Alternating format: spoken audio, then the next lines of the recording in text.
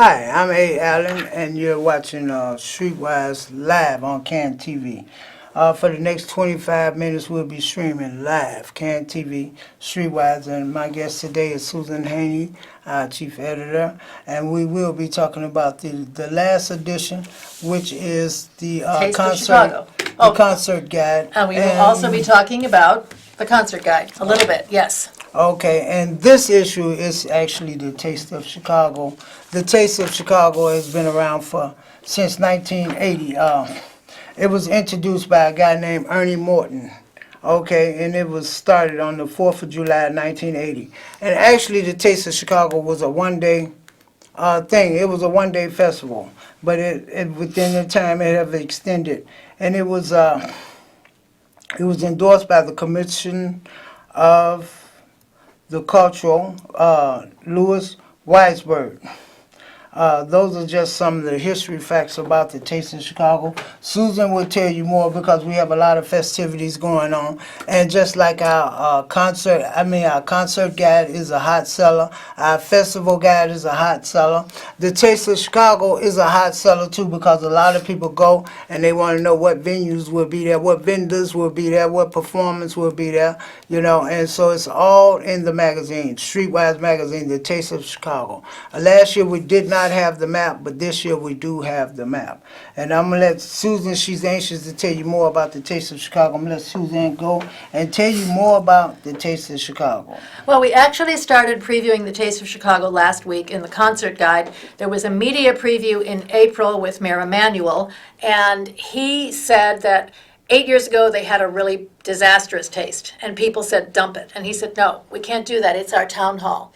It's where everybody runs into each other, whatever nationality, ethnic group you are, you just go to the Taste, there's crowds of people, and you deal with it. So maybe even you'll say to someone, where'd you get that? And they'll say, I got it here, and they'll give you a sample. So it's where we interact with each other, and we can't lose that. So Mayor Emanuel said we had to reimagine it. We had to go deeper into our restaurant history, because Chicago is very diverse. Before we had the restaurants we have today, we were eating each other's home cooking in different neighborhoods. So that's where it came from. He says we're the culinary capital of the world. Now, yeah, that's a little bit of political talk, but it works, okay? So he said that the Taste is where grassroots people get to understand the culinary capital of the U.S. But we also have the James Beard Awards, which are the awards of the world, basically, for cooking and chefs. And we also have Gourmet Chicago, which is in September. So with the help of the Illinois Restaurant Association, which credited Mayor Emanuel for turning Taste around, the city people, the Department of Cultural Affairs and Special Events, went deep into neighborhoods, and they looked for neighborhood gems. Like there's Indian kati rolls, there's Polish pierogi, there's different kinds of soul food, there's different kinds of Latino food, and it's all going to be there. But the city people didn't just throw these people out on their own and say, here, you're on it. The Restaurant Association provided help in terms of dealing with the health concerns, the refrigeration, the kind of big structural needs you need to be at the Taste, whether it's for a pop-up or a food truck or a 5-day tent. So that was the first part of Taste. The second part is music. Now, we talk about music all the time at Streetwise because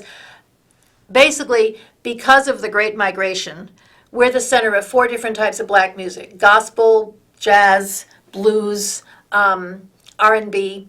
A lot of that came up here because of the Great Migration. Same thing goes with food. We have a lot of food because of the Great Migration. People do their little home recipes, and then they take it bigger.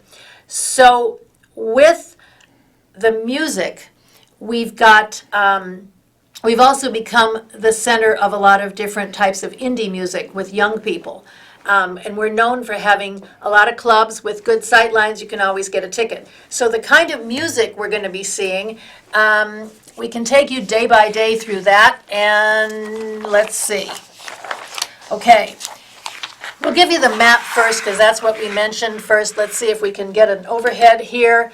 This is the Taste map. Taste basically starts up here at Monroe Street. And this is Jackson. And this is Congress. This is Buckingham Fountain. And down here at the end is Balboa Drive. That's about 700 South. So if you're coming on the red line, you can come either at Monroe or you can come in at Harrison, and then you go east to the lake.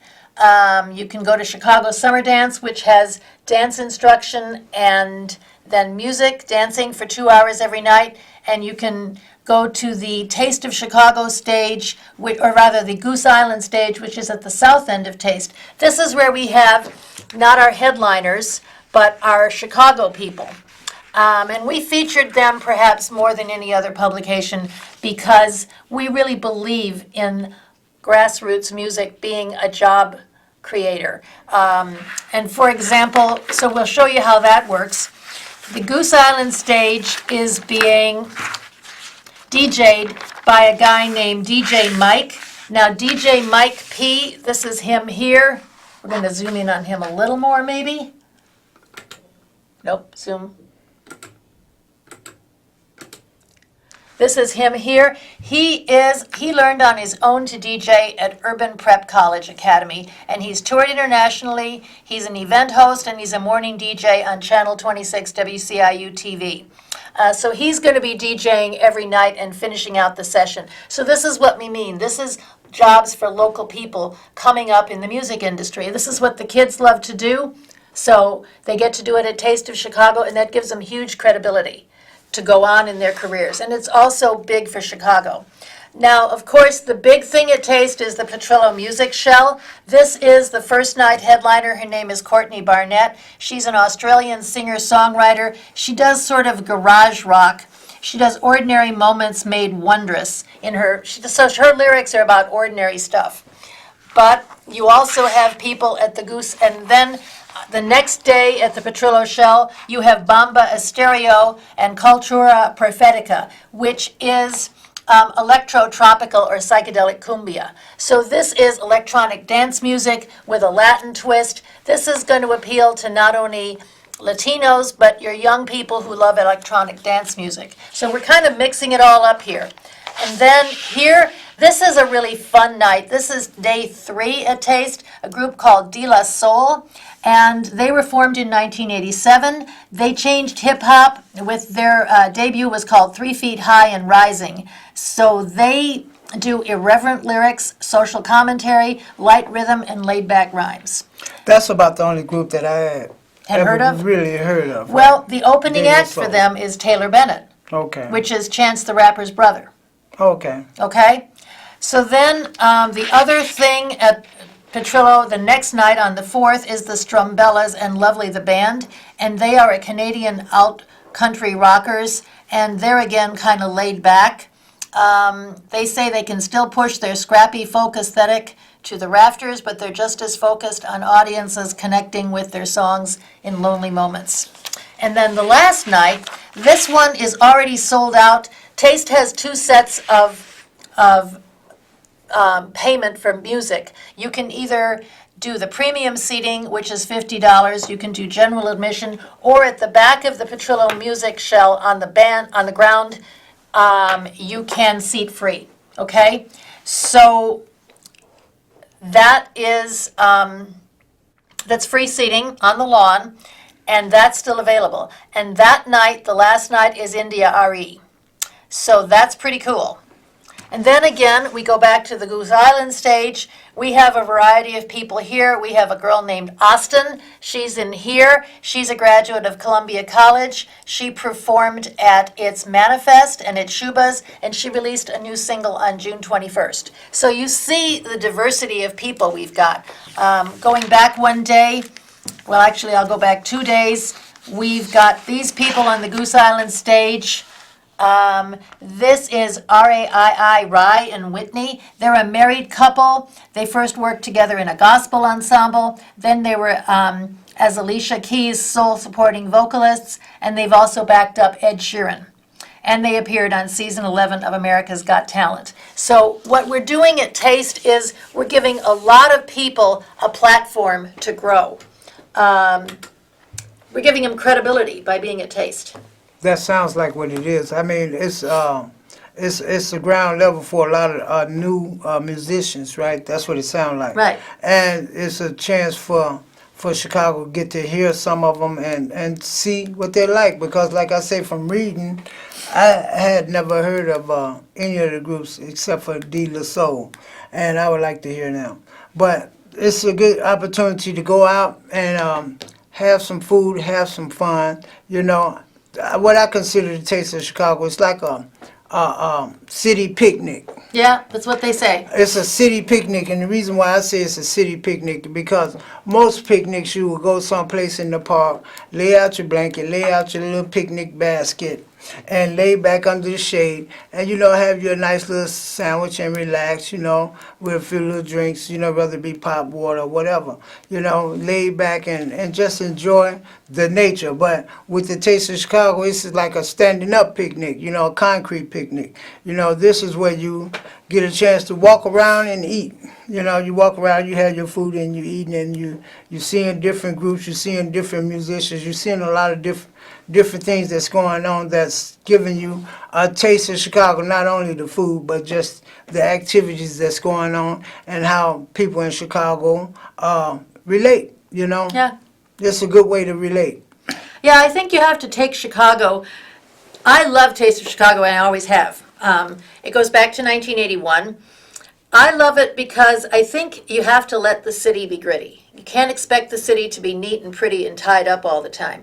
So it's kind of in the process. You go to Taste of Chicago, you may bump into somebody, you say, excuse me, and you deal with it because that's how it is. There's 1 million people who will come there over the length of it, and you just say hello and you try to be polite, and that's how we get to talk to each other, even if we don't do it for the rest of the year.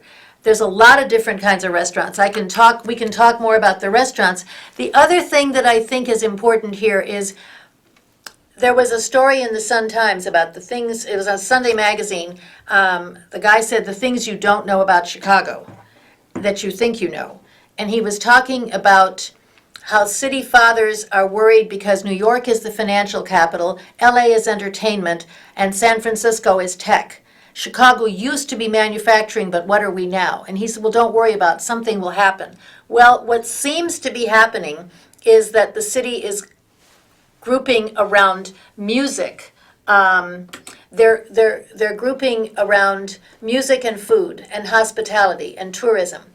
And that's a good thing because those are ground level jobs. So the people who don't have jobs, that's an easy thing to get started in. And then once you get familiar with pleasing customers and relating to people, then you move on.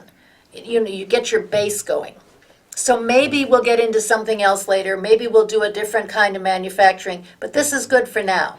Does that make any sense? That makes a lot of sense because, when I think of Chicago and I think of Streetwise and I think of the papers, the magazines that we have been producing, I think about festivities, okay? And Chicago have a lot of festivities going on for the summer. It's been recorded where I looked at the history of Chicago festivities, and during the summer I think it's recorded that we have 150 festivities going on. So, I think of, Chicago is like, it's attracting tourists with the festivities. You have a lot of festivals going on, music festivals, and then you have the Taste of Chicago going on with the food festival. We have a lot of festivities going on, the concert guide.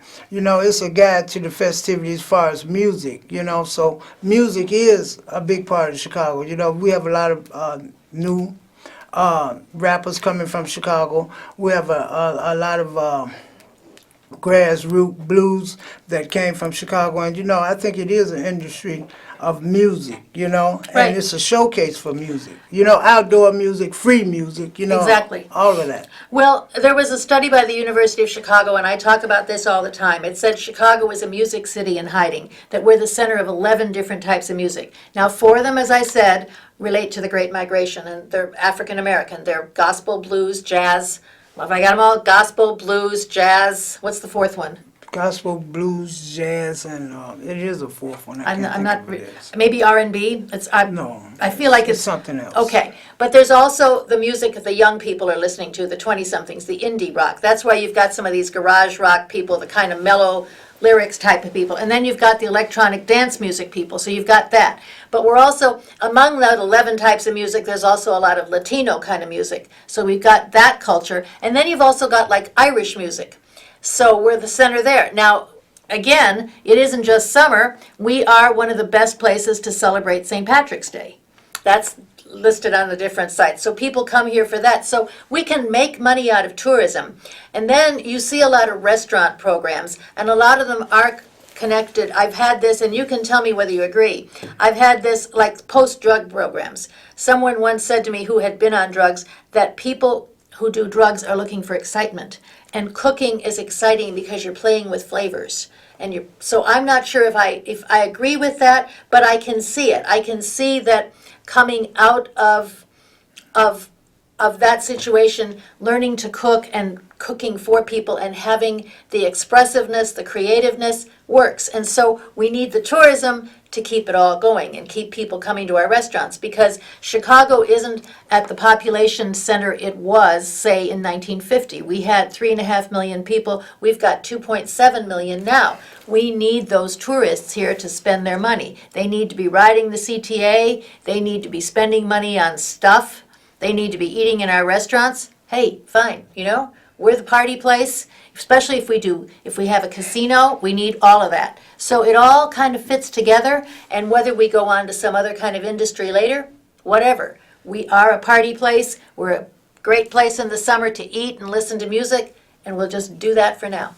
Now, speaking of tourists, the taste was started. It was the first taste was actually on the 4th of July. That's right. They changed that, okay? And then it went a couple of days during the week of the 4th of July. It always was until about 6 years ago or something, when there was some violence around the fireworks. Okay, so they changed that, and you was just speaking of tourists. Okay, so a lot of people come in from out of town for the 4th of July to see a lot of their people. So why they changed it, I guess you say because of the fireworks. There was some violence around the fireworks when they were at the 4th of July. There was a huge crowd at Grant Park, just about positive that's what it was. So they moved it so that they didn't have everything on the 4th of July. As many people, the 4th and the taste was too much stuff together. Okay, because it seemed as if we lost a lot of the tourists. Okay, because most of the people that was here on the 4th left. Okay, and so the taste start this week on Wednesday.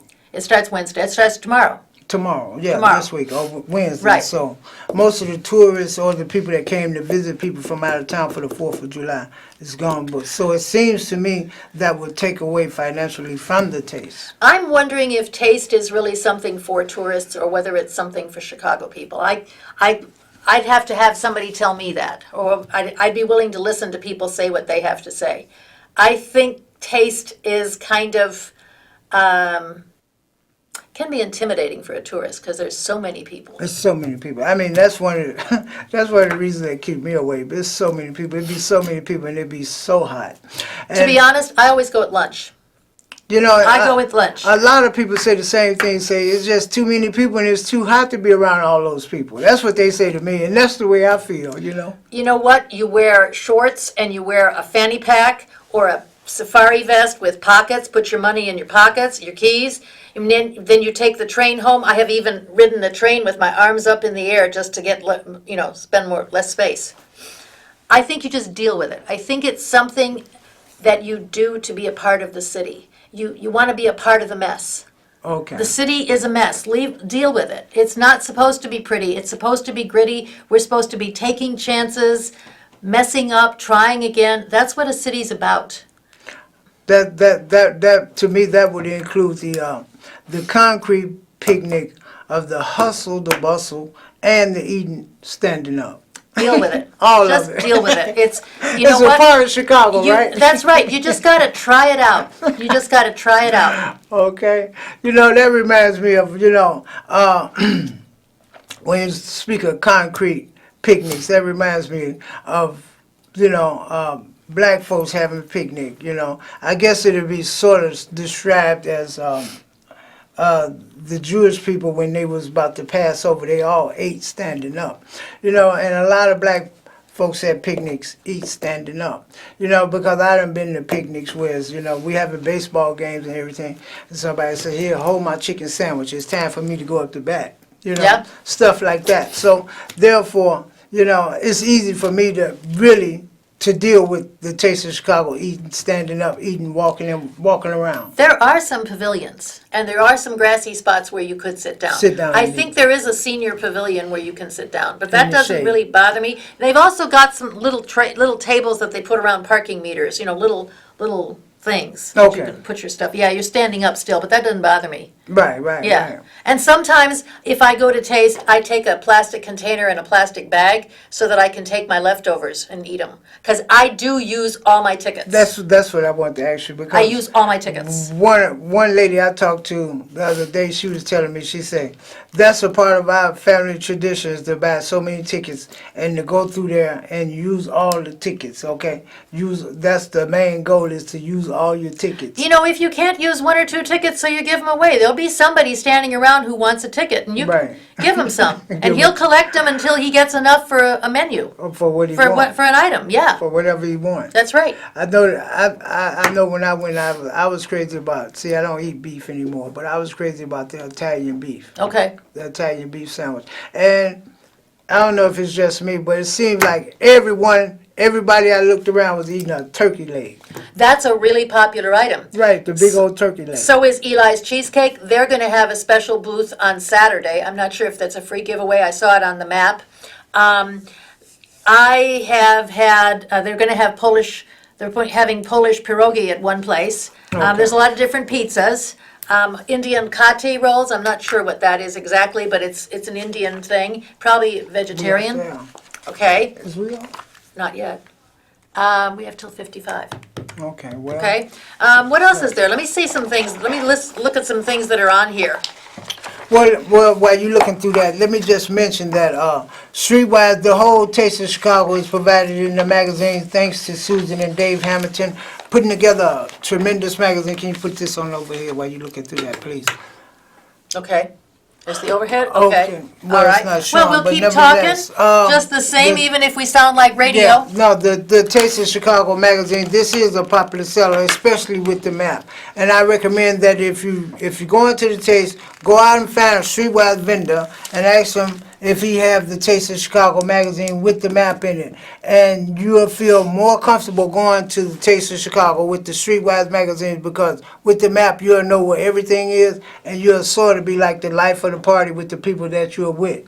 So therefore, get you a Streetwise magazine from a local vendor, and then if you want to become a local vendor, then we recommend that you come to Streetwise, 4554 North Broadway, Street 350. Come on Tuesday or Thursday at 10 o'clock, and we'll orientate you, and we'll start your wheels rolling with 15 free papers. You're welcome to come any Tuesday or Thursday. Right. So let me see, we got a minute. Okay, let me see. Robinson's #1 ribs, Soul Taco, that was one of the restaurants. This is a guy who's mixes Korean and Mexican. Vivi's African restaurant, that's north of us about a mile on Broadway. Okay. Ayanza is just a block north of us on Broadway, that's Nigerian. Lao Tse Chuan is Chinese. Rainbow Cone is a South Side institution, it's 9200 Southwestern. Brazilian Bowl, Buona Beef is Italian beef.